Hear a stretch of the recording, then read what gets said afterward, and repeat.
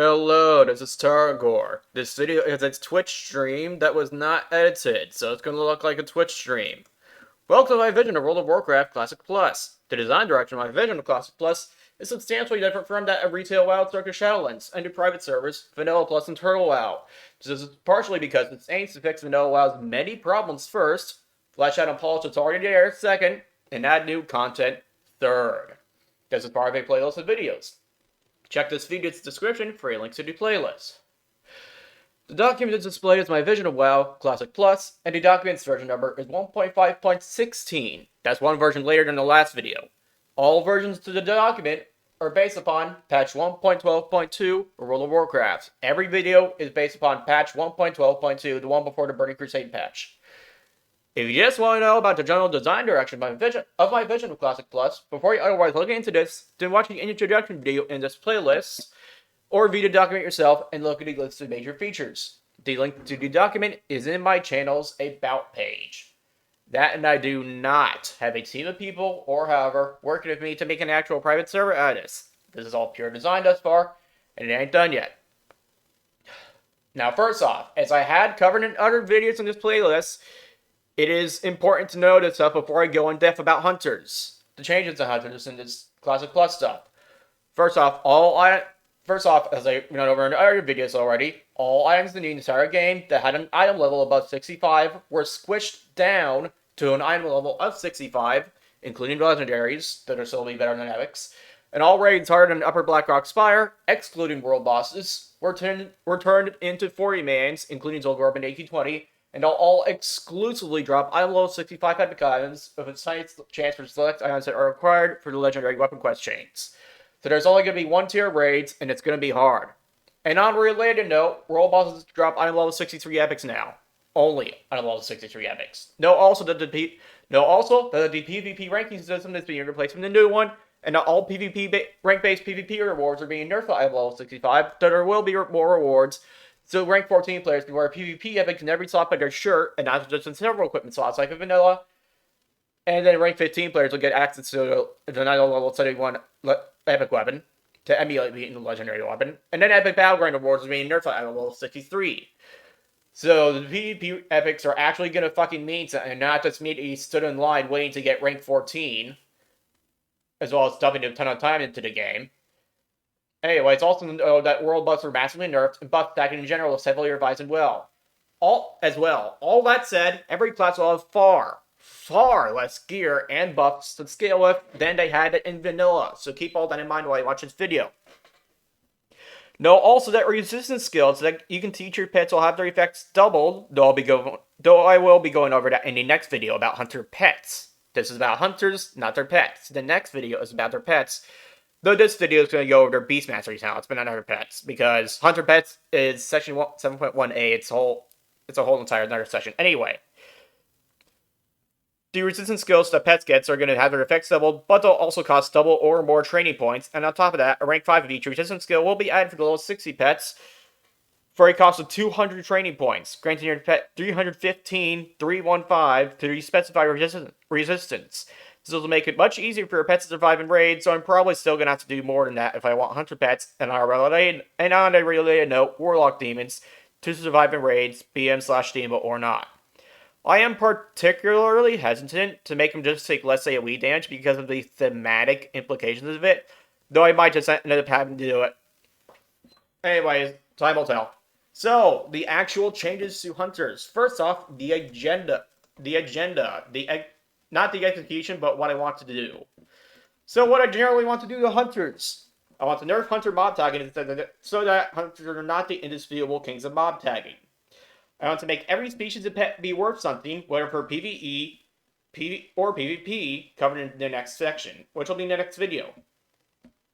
I want to make Beast Mastery be worth something in raids. I want to make fast range weapons be worth something, at least for marksmanship and beast mastery hunters, without making slow range weapons suck for marksmanship or survival hunters. More importantly, I want to make fast range weapons be useful beyond being stat sticks in the first place for any class, which means making it be useful for hunters because who the fuck else would it make sense to make it be useful for anyway? I want to turn melee hunters into a real competitive thing in both player versus player and player versus environment enemy combat. I want to turn trapping into a hunter-only secondary profession, but this will be covered in section number 9.18, trapping, which I will be going over in this video. Because it's only relevant to hunters. It's only for hunters. Anyway, I want to make Serpent Sting be worth using in raids because without a debuff limit, new players will intuit that they should use it, regardless of what the guides say, because new players do not always read guides. I want to make traps go off and someone runs over it, regardless of their speed, covered in section 11.0.17, other game mechanics. I'll be going over that in the eventual other game mechanics video. I want to make hunters stop wearing leather at high levels. So that rogues and druids will be happier. I want to make no talent be useless when someone else in your group has it. I want to make rating specs be better at PvP without being optimal PvP specs. And I want to make PvP specs be better at rating without being optimal rating specs. And I want to make no talent be useless in either PvP or solo play. I want no talent to be good in PvP and not solo play, and no talent to be good in solo play and not PvP.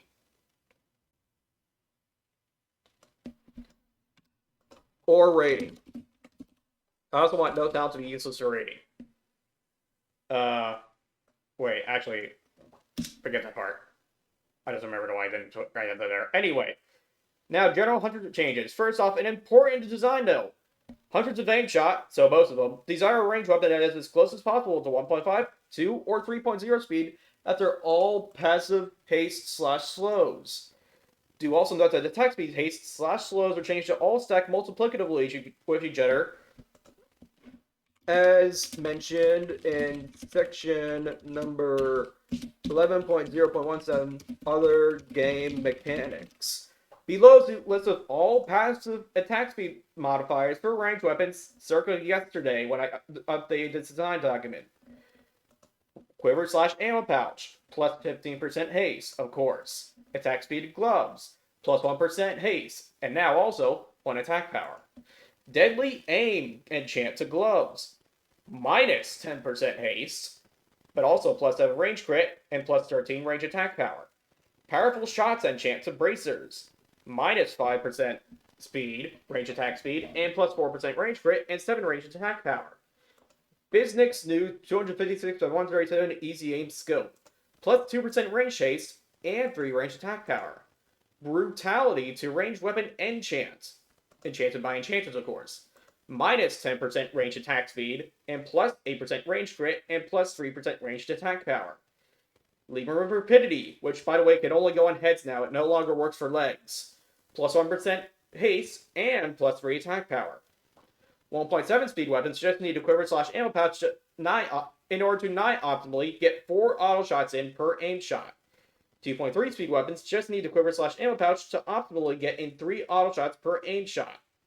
3.3 speed weapons need a quiver/ammo pouch and a 1% speed enchant, so there's a Lemur of Rapidity, on top of powerful shots to bracers to nigh optimally get in 2 auto shots per aim shot.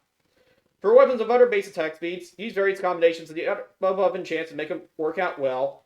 Every range attack speed should work out given how many different enchant options there are.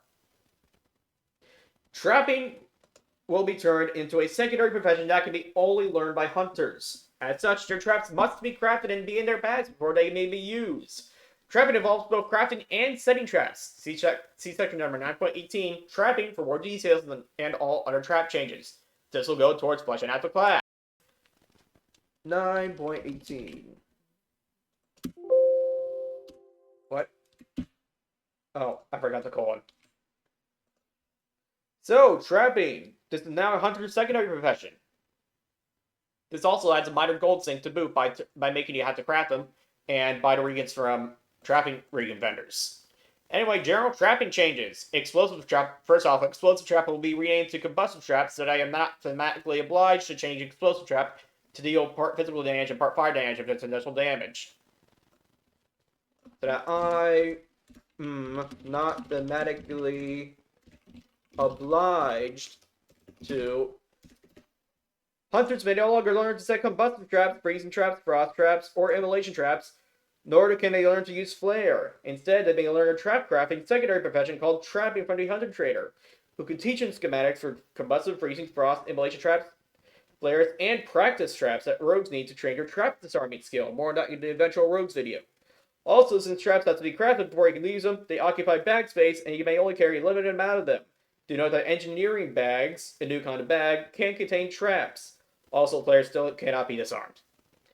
Hunters may craft, quote, practice traps, like engineers can craft practice locks.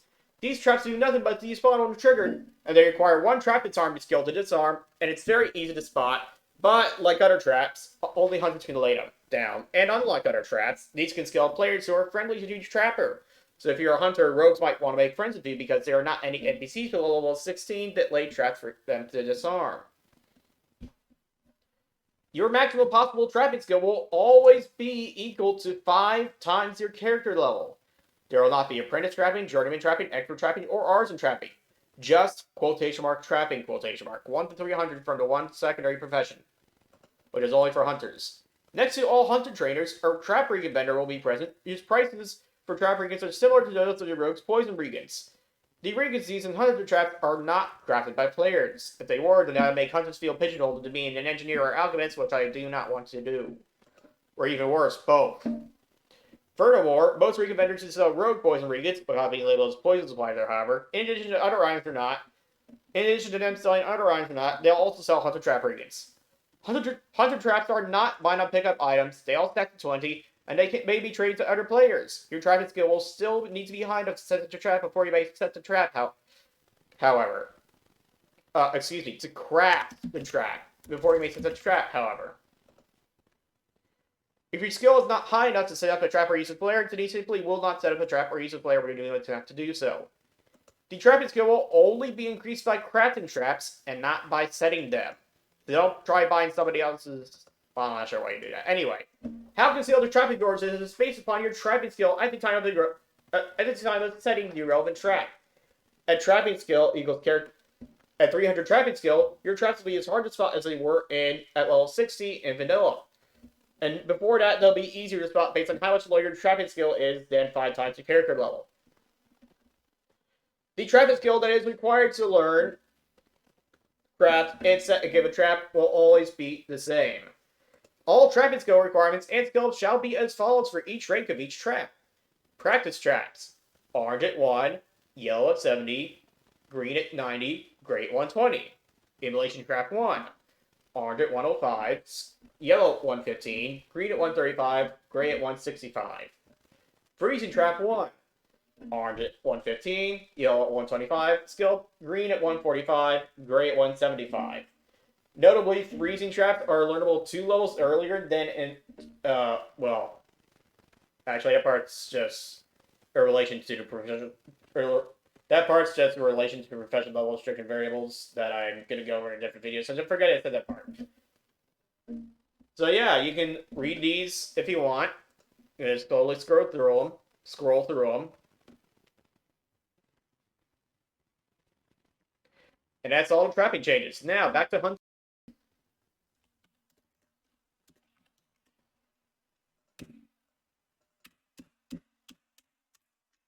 hunters. Aspect of the Beast will be renamed to Aspect of the Predator because I like the name better. A new spell will be added to the game because insects are being turned into its own creature type. So yeah, track insects. It's just track beasts, except it works on insects. Learn at level 36, 44, or 46. I haven't decided yet. In this case, well, anyway, tracked insects will work on anything classified as an insect, so not critters such as fire beetles, by the way. Eagle Eye will be moved from the Arcane School, which is then according to Wowhead last I checked, to the Nature School, because it makes more sense that way, judging by the spell's name. Disengage's tooltip will say that it causes the hunter to stop attacking a target instead of saying that it causes you to exit combat mode, because this will make it be less misleading. Now, because this is some pretty complicated stuff, this stuff that I'm doing for these melee quests, this is because of changes I'm making to survival talents. I'll get to the reasoning later. Alliance touches will be given access to a level 30 quest chain, whose objectives have yet to be defined, that teaches you a passive spell at the end that increases the critical strike chance of rapid strike by 404T%. This percentage is intended to be high enough that with his 0-20-31 spec, a line touches sustained melee raid damage will be 5 to 10% higher than their sustained range damage in raids. The Horde gets Wind Fury Totem, but the Alliance does not, so this compensates for the Alliance not getting Wind Fury Totem. Horde Hunters shall be given access to a level 30 quest chain, also of undefined objectives thus far, that teaches you 3 passive spells as you complete the quests. One that increases your parry chance by 4%, another that decreases the chance that your melee attacks get parried by 10%, and another that decreases the chance that your melee attacks get blocked by 10%. This is to compare player versus player to the bonus rapid strike damage that Alliance Hunters get. The massive bonus rapid strike damage is actually going to be pretty useful to penetrate that much avoidance and gain 4 parries to boot. Especially if you're a melee hunter, because that might mean you'll have a pretty substantial amount of avoidance to begin with, and then an extra 4% on top. That's pretty good, especially since it's parry. Anyway, wing clip, and do note that when you parry an attack, your next melee attack will hit faster, unless that is you have a certain survival talent. I'll get to that later. In that case, something else will happen. Anyways, moving on to general hunter changes. The rest, more of them. Wing clip will no longer deal damage. As a result, Wing clip will no longer proc effects such as Dark Wind Card Maelstrom, Fiery Weapon, or Wind Fury Totem, and it will not proc Frenzy's direct. Excuse me. I forgot that I renamed that last version. What the fuck did I call it? Opportunistic Strikes. It won't proc Opportunistic Strikes either, which will make Beast Factory Hunters not do a lot better in melee than I want them to. Perform a lot better in melee than I want them to. Hunter Traps, it would be better if Beast Factory Hunters could be a melee or range spec, but that's not what I'm going for. They just have a melee backup of some sort. Anyway, kind of more than marksmanship hunters, so you know, kind of. Anyway, Hunter Traps, Goblin Blade by swords damage, and all non-player characters that are controlled by players, including temporary pets such as Scarlet Tracking Hounds, will no longer be able to tag any enemy on their own, no matter what. This way, hunters will not be the undisputed kings of mob tagging with warlocks close behind them. Instead, paladins, hunters, shamans, druids, mages, and destro locks will all be good at tagging mobs due to Judgment of Righteousness, Arcane Shots 41-yard range with talents, Shocks, Moonfire, Fireballs 41-yard range, also with talents, /Fireball/Arcane Explosion, and Shadow Bird, provided you have the talent, respectively. Those are all good at tagging mobs. Some of these instantly reach the mob under short range, and others do not instantly reach a mob, but have a longer range than everyone else has. Anyway, moving on. It shall be ensured that debuffs such as Hunter's Mark and Killer Instinct procs, more on that later, apply to things such as Frenzy's instant attack, Opportunistic Strikes, and the range weapon specialization talent, because I designed those around the assumption that they will. While Rapid Strike is K'd up, your dual hit penalty will not be removed from your offhand weapon during decay, if it was not already the case before, because there's obviously an oversight that did that, if it did, and because I don't want to balance hunters around it. Auto Shot will either no longer have a retry timer, or have its retry timer be shortened by so much that it may as well not exist. Said retry timer had caused you, in Classic Not Plus, to have to wait between 0.0 repeating 1 and half a second after attempting to cast Auto Shot to begin the half-second cast timer of Auto Shot. I won't bother explaining why this retry timer should not exist, but plenty of experienced hunters can tell you how much they hated it in Vanilla Classic.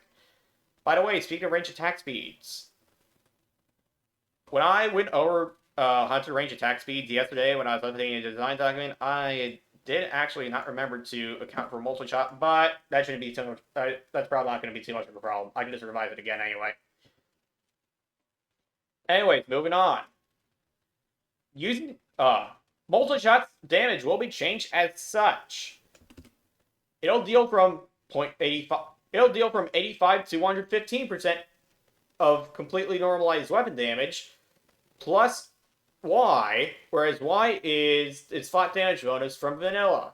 It'll be normalized around 2.8 weapon speed. Now, this is actually very different than regular weapon damage normalization from vanilla. Complete weapon damage normalization, unlike in vanilla, also normalizes the component that is your base weapon damage and not just the component from your attack power. It also normalizes all the other components from your damage, except for flat damage bonuses that are added at the end. Anyway, this is part of making fast range weapons be useful for beast mastery hunters, and range weapons of middling speed be useful for marksmanship hunters, so that the best uses are not getting vendored or disenchanted.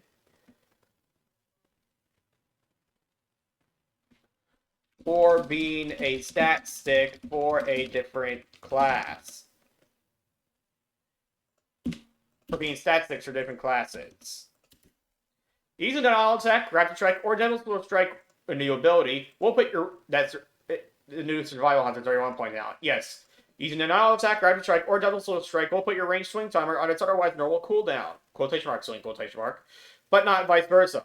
So, for example, if you have a 3.0 range attack speed and 3.0 melee attack speed, then after attacking either a melee auto attack, rapid strike, or double strike, you must wait for 3, that is 3 minus 0.5 plus 0.5 seconds before you may fire an auto shot again. But if you have not used one of the 3 aforementioned melee abilities in the last 3 seconds, and then you fire an auto shot, you may swing your melee weapon immediately afterwards. This will save tryhards from themselves.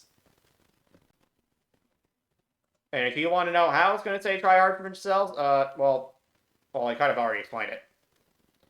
Mongoose Bite will be given a 7.5% melee attack power coefficient for the time being, so that it more often is worth clicking on in the first place. Do note that Wrath had a 20% attack power coefficient. That's a lot higher. Its tooltip will specify that its damage increases with attack power in this Classic Plus. When a mob determines whether or not to aggro you after Feigned Death has ended, all mobs involved will act as if they are close to you when the nearest mob that is linked to their aggro table or however is.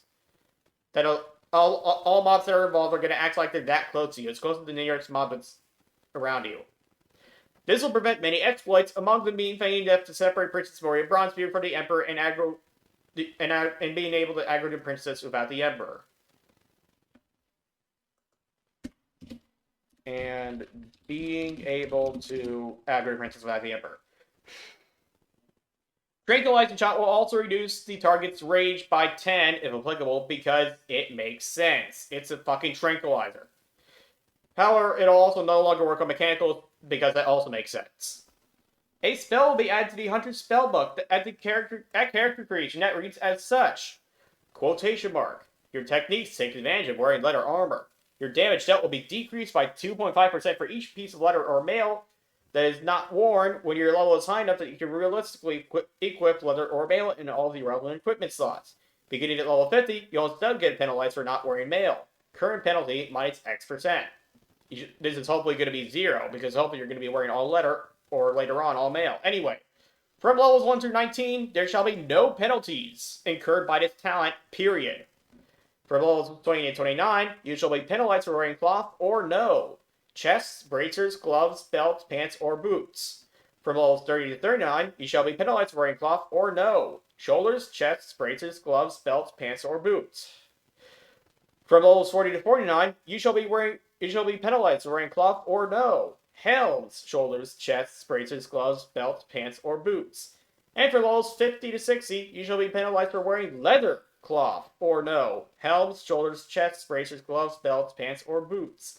These changes will prevent druids and rogues from having to compete with hunters for some items in dungeons and raids. Getting debuffed by this shall display a red debuff to make sure that people who do not pay much attention to the game mechanics notice it, such as all those warriors from Vanilla Classic who leveled in leather on fucking PvP servers. By the way, those great people actually existed, in case they didn't play on a PvP server. And there were a lot of them. Section now, 7.1.3 Beast Mastery changes. First off, improved aspect of the Hawk will no longer have a chance upon range attack to increase range chase by 30% for 12 seconds. It'll instead have a 1.5% plus 1% chance plus a 1 proc per minute chance upon hitting with any range attack, not just normal range attacks, of increasing your range crit by 6% per rank for 12 seconds, which will make this sound be competitive with mortal shots for survival hunters, deep survival hunters, as well as being part of what will make marksmanship hunters desire range weapons of middling speed. Improved aspect of the monkey shall be merged into improved aspect of the hawk, occupying the slot of improved aspect of the hawk that will be moved up one space, and using its icon, and it'll be renamed, and the talent will be renamed to improved aspects, ensuring that every survival hunter gets to have the extra 5 dodge chance from aspect of the monkey in their rating specs, so that they can do that much better in PvP while in their rating specs. A new talent to replace where improved aspect of the monkey was: bestial resistance. Increases your pet's resistance by 1/5 of your pet's level per rank. All 5 resistances. This talent exists to occupy the spot where improved aspect of the monkey was, so as not to reduce beast mastery talent diversity, and to make it easier for beast mastery hunter pets to survive in raids, to some extent at least. To some extent, at least. To encourage hunters to pick the talent in the first place, improved Eyes of the Beast will also increase the damage dealt by your pet by 25/50% for its duration. That is 25% at rank 1, 50% at rank 2. Unleash Fury's damage benefit will be halved, but it'll apply to all damage dealt by your pet, including abilities such as Spit, Poison, and Claw. This is being done so that elemental weapon damage dealt by your pets, a la Ice Blade, Hacker, and Venom Strike, scales the same for Beast Mastery hunters as it does for other hunters, and more importantly, because Beast Mastery hunters are overpowered in PvP while leveling, that is, at low levels. Frenzy will be changed from a 5-point talent to a 3-point talent, granting a 1/3 proc chance per talent point instead of a 20% proc chance per talent point in order to make room for a new talent. Frenzy will only proc off of and be consumed by orange attacks, that is, your pet's version of white attacks, making pets that do not learn Claw therefore not be useless in raids. Frenzy shall additionally, when it procs, cause your pet to tear the opponent's armor with a debuff called Torn Armor. This reduces it by half your pet's level, rounded down, for 40 seconds. Reduces its armor by half of your pet's level, rounded down per stack for 40 seconds. Stack it up to 5 times. And stack it up all other armor reduction debuffs of the different names. There may be 1 Torn Armor debuff stack at a time. Higher level debuffs will override lower level ones, 5 stacks or not. The level in this case means pet level, not the amount of armor reduced by the stack. When Torn Armor is a different duration in the same armor reduction stack, it'll refresh the duration. If enemies in the Molten Core can temporarily melt your armor, which you could in Vanilla, then your armor can be temporarily torn too. This will be a big portion of what gets Beast Mastery hunters invited to raids. New talent that Frenzy has squished down to make room for: Opportunistic Strikes. I just named that talent last version. I'm not so sure about that name yet. The 2-point talent, passive, grants your pet a 7% chance at rank 1 and a 15% chance at rank 2 to, whenever you strike your pet's target with a melee or ranged attack, instantly strike its target where you struck it, dealing damage equal to 15% of your melee or ranged attack power. Melee attack power is chosen for the hunter's mitt. It deals damage equal to 15% of melee attack power if the hunter performs a melee attack, or 15% of ranged attack power if the hunter performs a ranged attack. Any direct weapon damage from the hunter, including item procs, may proc this instead of physical attack hits the pet's target. The melee part was added for fun.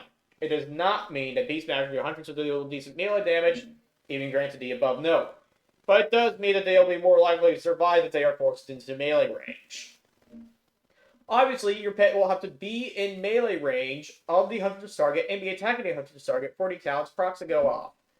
By the way, as of last version, I referred to this talent tentatively as Frenzy procs because it used to be attached to Frenzy, but now I finished separating it. Anyway, as of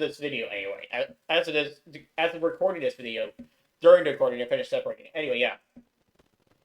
So yeah, your pet's has to be in melee range of the hunter's target and be attacking it for the talent's procs to go up, for opportunistic strikes to do anything. This talent is intended to make Beast Mastery hunters desire fast range weapons that are other range weapons, and therefore make them not be vendor trash. And lastly, Bestial Wrath will be reclassified as an range effects, enabling Tranquilizing Shot to dispel it, because thematics. Now then, Marksmanship talent changes. Improved Arcane Shot will reduce its cooldown by 0.8 seconds per rank, and reduces mana cost by 13% per rank in order to make the talent not be garbage. It serves as a PvP talent that's also useful for kiting. So in total, that's at rank 5, 4-second cooldown reduction for Arcane Shot, and 65% mana cost reduction for Arcane Shot. Hold on.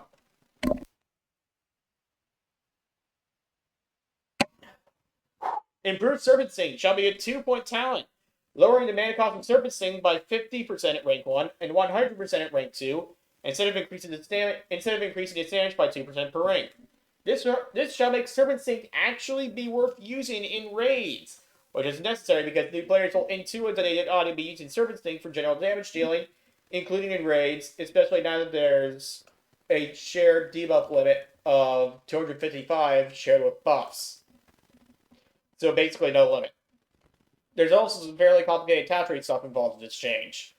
Hawkeye shall be a 2-point talent, increasing the range of your ranged weapons by 3/6 yards, so that non-marksmanship hunters can max out both it and moral shots. It shall be ensured that casting aim shot does not reset the auto shot timer. Other spells with fire projectiles should reset your melee and range swing timers, notably resulting in not being able to simultaneously spam lightning ball and auto attack as a shaman, for example. Lightning Ball was formerly named Lightning Bolt, by the way. If necessary, I shall completely normalize the portion of aim shots weapon damage and make range weapons of middling speed be desired by marksmanship hunters, and fast ones be desired by beast mastery hunters, and so make weapons of middling speed not be vendor trash. Improved Hunter's Mark will be removed from the game because it was just such a fucking awful talent. Improved Flare shall be a new talent for marksmanship hunters at 20 talent points. Excuse me, that requires 20 points. A 3-point talent. Passive. Reduces the cooldown of Flare by 1 second per rank. This exists to replace Improved Hunter's Mark. It could be replaced with a completely different talent in the same position with the same cost, so long as it abides by the following rules. Number 1. It is not a talent that you would not want to have while someone else in your group has it, as opposed to when that ain't the case. Number 2. If it is essential for PvP, then it is also useful for raiding, or possibly essential for raiding. Alternatively, that is. If it is essential for raiding, then it is also useful for PvP, or optionally essential for PvP. The talent must not be useless in PvP. If it is essential for raiding, then it must not be useless for most solo play. There is no such rule for if it's essential for PvP because PvP talents are automatically useful in solo play by their very nature. Ranged weapon specialization shall no longer increase the damage dealt by a hunter's range attacks by 1% per rank. It will instead increase a hunter's ranged weapon damage by 0.4% of the hunter's range attack power per rank. So 2% of your all of your ranged weapon damage will have 2% of your range attack power added to it at max rank 5. This is part of making marksmanship hunters desire ranged weapons of middling speed. It shall be ensured that haste and slowed effects do not affect the casting time of the aim shot. I'm pretty sure that wasn't the case in vanilla, but just in case. The talent tree location of Improved Serpent Sting shall be swapped with that Improved Hunter's Mark, where it was before.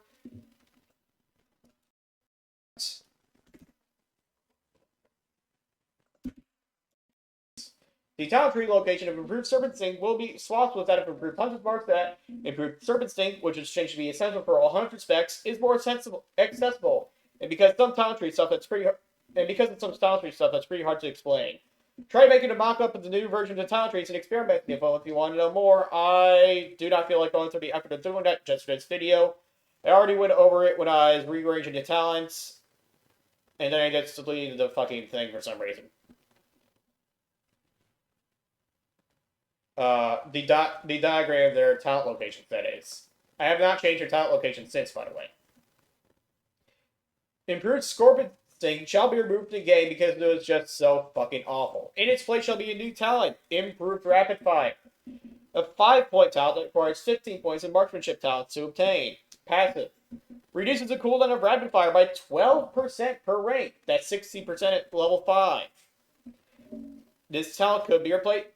Just like Improved Flare, this could be replaced with a completely different talent in the same position with the same cost, so as long as it abides by the same rules as for Improved Flare. Now then, survival talent changes. The good stuff. Well, for melee hunters anyway. Humanoid Slate shall also, first off, Humanoid Slate shall also increase your damage and critical damage multiplier versus the undead by 1% per rank, because most of the undead used to be humanoids, therefore it makes sense. Monster Slaying shall also increase your damage and crit mult versus demons, insects, and oozes by 1% per rank, because it makes sense. Crit mult means critical damage multiplier. Trap Mastery shall be changed so that at 1 point, it makes the traps 5% less likely to be resisted, while at 2 points, it makes your traps be 5% less likely to be resisted still, but also makes your traps last for an extra 30 seconds without being triggered before they despawn. This will cause the second point to be a PvP talent. Savage Strike shall also increase the critical strike chance of a new ability called Devil Sword Strike, the new 31-point talent, by 10% per rank, so 20% at rank 2. And Savage Strikes will also make your parries get your next melee attack plus 20% of damage at rank 1, or 40% of damage at rank 2, both instead of 40% melee haste for the next attack. For the next melee attack. Design note, the parry damage bonus attacks to a maximum of 3 times, but ends without being consumed if you exit melee range or stop auto-attacking. So a cat to plus 120% damage, hard cat. Also, the haste to damage parry change will prevent parry from messing up their melee rotation into solo PvE, and in some PvP. I would make an increased crit instead of damage, but then Raptor Strike would go over the hard crit cap of 100% for Alliance Hunters, and I do not want that happening. Improved Feign Death will reduce the cooldown of Feign Death by 3/6 seconds, instead of reducing the chance that it gets resisted by 2/4%, causing it to be of more than slight use in PvE and to not be nice use in PvP. The slash means which rank in the talent is being referred to. Killer Instinct shall also cause you to have a chance of weapon hits to expose the target's weakness, increasing the attack power of all attackers against its target by 50 at rank 1, 100% at rank 2, /150% at rank 3, by 150% every level for 7 seconds. Said chance is equal to 4 procs per minute for one-handed and ranged weapons, or 7 procs per minute for two-handed weapons. This will be what gets the survival hunter invited to raise. So at level 6 and rank 3, it's going to be 90 attack power. Enemies hit the target as if the attackers have an extra 90 attack power, while Killer Instinct procs. Lightning Reflexes shall be changed to also decrease the mana cost of your damage and melee abilities by 2% per rank, and reduce the chance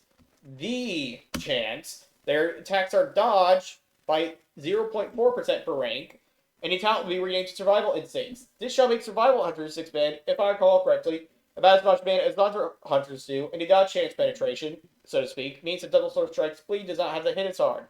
Design note, if Vindication is changed to not reduce agility anymore, then I will be able to afford to double the dodge chance penetration for this talent. Wayward Snake shall be removed from each survival talent tree because it was awful, and because I want to start survival into a real melee plus range spec. So now only Ileana Ravenoak is going to have Wayward Snake. And I don't remember anything else out of it. Anyway, new talent, Devil Sword Strike. Requires 30 points in survival talents and 3 points in Killer Instinct. 1 point talent, melee talent, 6-second cooldown. It is the next melee talent, like Raptor Strike and Heroic Strike and Cleave. It replaces your next auto attack when you use it. At rank 1, it costs 80 mana. Rank 2, 95 mana. Rank 3, 110 mana. 3 ranks, 1 for talent, rank 2 at level 50, and rank 3 at level 60. Survival School requires melee weapon. Hold on. Okay. A savage attack that deals an extra X damage and severely wounds the target, making it bleed for 250% of completely normalized weapon damage over 30 seconds. The target will bleed quickly at first, but the bleeding will slow down as the duration elapses. Note yet again that completely normalized weapon damage means that not only is the attack speed normalized, but so is the base damage on the weapon. In this case, completely normalized means it's normalized around 3.3 weapon speed. 3.2 weapon speed. Normalized around 3.3 weapon speed for two-handed weapons, but for hunters, it's normalized around 3.2 speed instead. So some notes. The extra X damage is 115 at rank 1, 157 at rank 2, and 200 at rank 3. These are the totals of the old talent called Lacerate's damage, multiplied with 1.5. You know, Lacerate from way back when in Vanilla WoW before he added Wayward Sting. The bleed damage is normalized around 2.3 speed. The bleed damage is normalized again around 2.3 speed if he's in one hand. I forgot to mention that part. Or 3.2 speed if he's in a two hand. I did remember to mention that part. The bleed ticks once per 3 seconds. Each application of Devil Sword Strike will produce a new debuff without affecting existing debuffs. So if you Devil Sword Strike a guy 5 times in a row, that's 5 debuffs at once. Though the 5th one's going to wear off right away, because that'll be the end of its duration. The bleed damage does not increase when a melee attack that causes it crits, nor by the parry damage boost from Savage Strikes. Double Sword Strike will share a cooldown with Aim Shot and Arcane Shot. Otherwise, you would be able to use it in aim/auto/multi-shot rotation, even though it's a melee attack, which would be overpowered and run tryhards ragged and burn them out. And burn them out on this game much faster than I'd... on this game pretty fast.